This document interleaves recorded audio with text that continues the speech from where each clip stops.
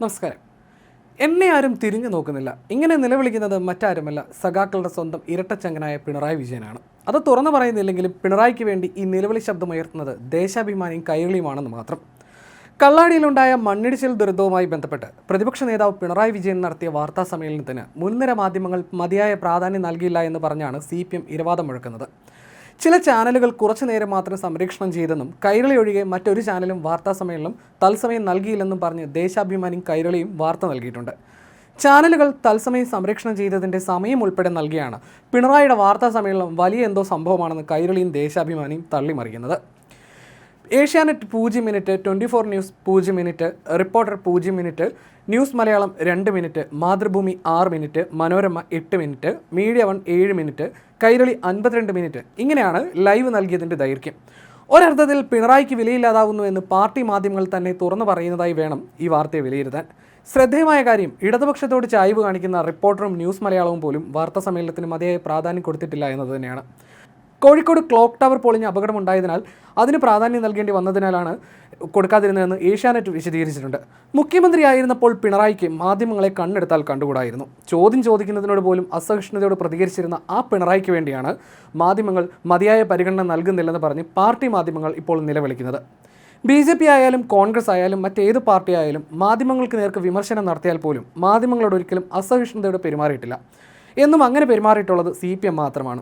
ആ CPM ഈ രീതിയിൽ ഇരവാദം മുഴക്കുമ്പോൾ അത് തമാശ എന്നല്ലാതെ മറ്റൊന്നും പറയാൻ കഴിയില്ല. VD സതീശനൊപ്പം പിണറായിക്ക് എത്താൻ കഴിയുന്നില്ല എന്നതാണ് CPMൻ്റെ മറ്റൊരു സങ്കടം. ഒപ്പത്തിനെത്താനാവുന്നത്ര പയറ്റുന്നുണ്ട്, എന്നാൽ ഒന്നും അങ്ങോട്ട് ഫലം കാണുന്നുമില്ല. ഇവിടെ ശ്രദ്ധിക്കേണ്ടുന്ന കാര്യം, പ്രതിപക്ഷ നേതാവായിരുന്നപ്പോഴും ഇപ്പോൾ മുഖ്യമന്ത്രി ആയിരിക്കുമ്പോഴും VD സതീശൻ നൽകുന്ന മറുപടികൾ വ്യക്തവും കൃത്യവും കുറിക്കൊള്ളുന്നതുമാണ്.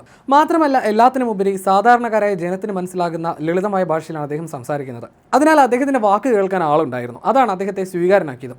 കേൾക്കാൻ ആളുള്ളപ്പോൾ സംരക്ഷണം ചെയ്യാൻ മാധ്യമങ്ങളും തയ്യാറാകും. ഓരോ കാര്യങ്ങളും പഠിച്ചതിന് ശേഷമാണ് സതീശൻ മാധ്യമങ്ങൾക്ക് മുന്നിലെത്തുക. അതുകൊണ്ട് തന്നെ ചോദ്യങ്ങൾക്ക് മുന്നിൽ പതറാതെ ഉത്തരം പറയാൻ അദ്ദേഹത്തിന് സാധിക്കും. ആ സാഹചര്യത്തിൽ ദേശാഭിമാനിക്കും കൈരളിക്കും പോലും സതീശൻ നൽകുന്ന ഉത്തരം കൊണ്ട് തൃപ്തിപ്പെടുകയല്ലാതെ മറ്റൊരു വഴിയുമില്ല. വിവാദമായ വിഴിഞ്ഞം ഓഹരി കൈമാറ്റ വിഷയത്തിൽ കഴിഞ്ഞ ദിവസത്തെ സതീശൻ്റെ വാർത്താ സമ്മേളനം അതിനൊരു ഉദാഹരണമാണ്.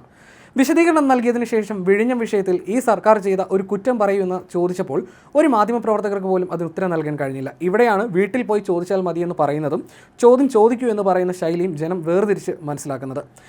ഇന്നലെ പിണറായി നടത്തിയ വാർത്താ സമ്മേളനത്തിൻ്റെ കൈരളിയുടെ യൂട്യൂബ് ചാനലിലെ കാഴ്ചക്കാരുടെ എണ്ണം പരിശോധിക്കുമ്പോൾ 8.4K മാത്രമാണ്. അതായത് 8500-ൽ താഴെ മാത്രം.